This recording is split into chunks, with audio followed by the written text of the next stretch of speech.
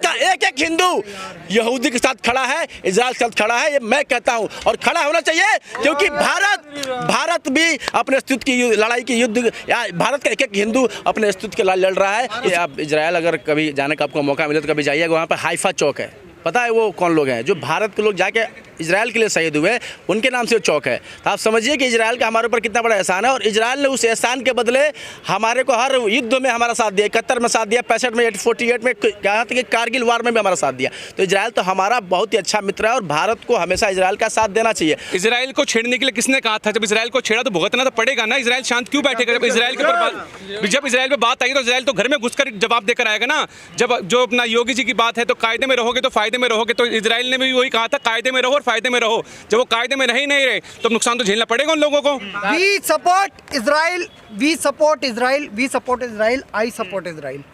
आज हम इजराइल के समर्थन में यहाँ खड़े हैं, क्योंकि देश के कुछ गद्दार जो फिलिस्तीन के आतंकी संगठन हमास के समर्थन में खड़े हैं, चाहे वो स्वरा भास्कर हो या अलीगढ़ मुस्लिम यूनिवर्सिटी के कुछ लोग हो, तो प्रधानमंत्री नरेंद्र मोदी जी जब आतंकवाद से प्रताड़ित देश इजराइल के साथ खड़े हैं, उन्होंने ट्वीट कर दिया, पूरी दुनिया, अमेरिका, ऋषि सुनक, ब्रिटेन के प्रधानमंत्री, उन्होंने भी कहा, और यूएई ने भी समर्थन दे दिया है जब दुबई ने इजराइल को।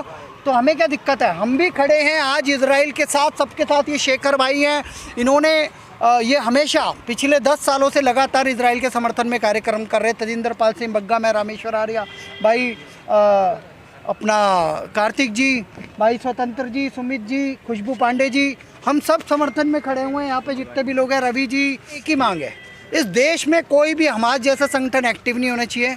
देश के गद्दारों को फूल की मालाएं नहीं, जूतों की मालाएं पहनाई जाएगी, और जो भी लोग इस समय हमास के साथ खड़े हो रहे हैं वो देश के गद्दार है। सरकार उन्हें टेररिस्ट घोषित करे। इस समय फिलिस्तीन का समर्थन कर रहे हैं, उनका ये कहना है कि इजराइल ने लगातार कई सालों से अत्याचार किए फिलिस्तीन। ये इजराइल हिंदुस्तान में नहीं चाहिए, आज़ादी हिंदुस्तान में नहीं चले, क्योंकि आज़ादी चल सकती है तो उनके दूसरे देशों में चल सकती है, पर हिंदुस्तान में जब प्रधानमंत्री मोदी खुद इस आतंकवाद के खिलाफ है। जो इजराइल को छेड़ने के लिए किसने कहा था? जब इजराइल को छेड़ा तो भुगतना तो पड़ेगा ना। इजराइल शांत क्यों बैठेगा? जब इजराइल के ऊपर जब इजराइल पे बात आई तो इजराइल तो घर में घुसकर जवाब देकर आएगा ना।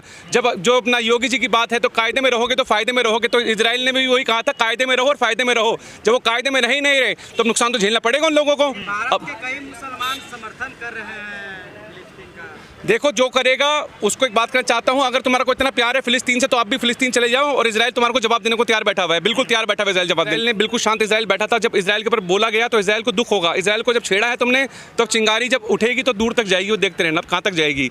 हो सकता है जो और लोग सपोर्ट कर रहे हैं आतंकवादियों को, उनके घर तक भी जा सकती है। पीएम मोदी ने इजराइल का सपोर्ट कर दिया, लेकिन देश की जो विपक्षी पार्टियां हैं ये इस पे अभी कोई बयान नहीं दे रही। देखो विपक्ष तो हमेशा से याद है, जब आधी रात को सुप्रीम कोर्ट खुलवाए थे अपना आतंकवादी की फांसी रुकवाने के लिए, विपक्ष वाले कांग्रेस के नेता, बड़े बड़े वकील जो कांग्रेस के हैं, वो आतंकवादियों को कैसे विरोधी में खड़े होंगे आतंकवादियों के? क्योंकि कांग्रेस का तो हमेशा से जो दिल है, जो दिमाग है, वो आतंकवादियों के साथ जुड़ा रहा है। क्योंकि कांग्रेस का हाथ हमेशा आतंकवादियों के साथ था, आतंकवादियों के साथ है, आतंकवादियों के साथ रहेगा। क्योंकि सब जानते हैं जब आधी रात को सुप्रीम कोर्ट खुलवा कर एक आतंकवादी की फांसी रुकवाने को बोला जाता है तो कांग्रेस हमेशा आतंकवादियों को सपोर्ट करेगी। अलीगढ़ मुस्लिम यूनिवर्सिटी में धार्मिक नारा लगाया। देखिए वो तो योगी जी बैठे हैं वहाँ पर, योगी जी बैठे हैं तो खुद संभाल लेंगे। जो जिन लोगों ने नारा लगाया जाकर वहाँ पर जो हरकतें करी हैं वो योगी जी की नज़रों में अब आ चुका है, तो योगी जी छोड़ेंगे नहीं, चाहे वो कोई भी हो।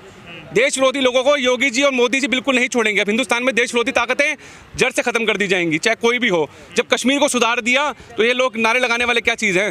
कि आप इजराइल अगर कभी जाने का आपको मौका मिले तो कभी जाइएगा, वहाँ पर हाइफा चौक है, पता है वो कौन लोग हैं? जो भारत के लोग जाके इजराइल के लिए शहीद हुए, उनके नाम से वो चौक है। तो आप समझिए कि इजराइल का हमारे ऊपर कितना बड़ा एहसान है, और इजराइल ने उस एहसान के बदले हमारे को हर युद्ध में हमारा साथ दिया। 71 में साथ दिया, 65 में, 48 में, यहाँ तक कि कारगिल वार में भी हमारा साथ दिया। तो इजराइल तो हमारा बहुत ही अच्छा मित्र है, और भारत को हमेशा इजराइल का साथ देना चाहिए। अब बात रही फिलिस्तीन की, तो नरेंद्र मोदी ने कभी भी फिलिस्तीन का विरोध नहीं किया, उन्होंने हमास का विरोध किया, हमास के खिलाफ उन्होंने ट्वीट किया। तो प्रधानमंत्री जी विश्व के हर मंच से ये कहते रहे कि हम आतंकवाद के खिलाफ हैं। जब अमेरिका से भी उनका बात होता है तो वही बात करते हैं, और जब सऊदी अरब गए तो उन्होंने यही कंसर्न उठाया, यूएई में गया तो यही कंसर्न।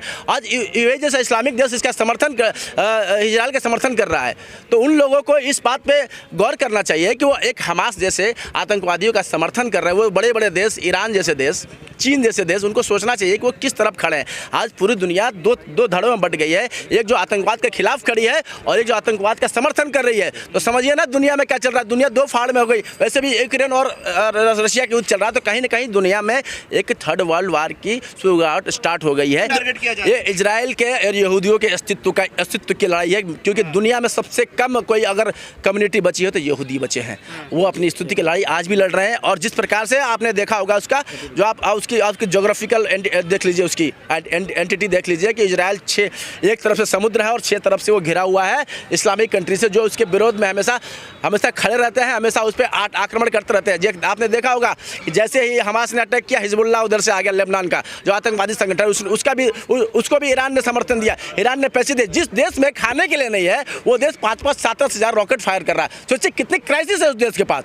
सोचिए क्या दुनिया में चल रहा है। और जिस प्रकार से ईरान जैसा बड़ा देश इसका समर्थन कर रहा है, कहीं ना कहीं दुनिया में जो सोच है ना, मैंने क्या बोला कि एक धार्मिक युद्ध है, ये अस्तित्व की लड़ाई है। जिस प्रकार से इजराइल यहूदी अपने अस्तित्व की लड़ रहा है, उसी प्रकार भारत भी आतंकवाद से पीड़ित रहा है। और भारत का एक हिंदू यहूदी के साथ खड़ा है, इजराइल के साथ खड़ा है, ये मैं कहता हूँ। और खड़ा होना चाहिए, क्योंकि भारत भी अपने अस्तित्व की लड़ाई की युद्ध, भारत का एक हिंदू अपने अस्तित्व के लिए लड़ रहा है, उसी प्रकार यहूदी भी लड़ रहा है। और दुनिया के एक यहूदी मेरा भाई है, और यहूदियों को कहीं जगह नहीं मिली तो भारत शरण देगा, मोदी शरण देगा।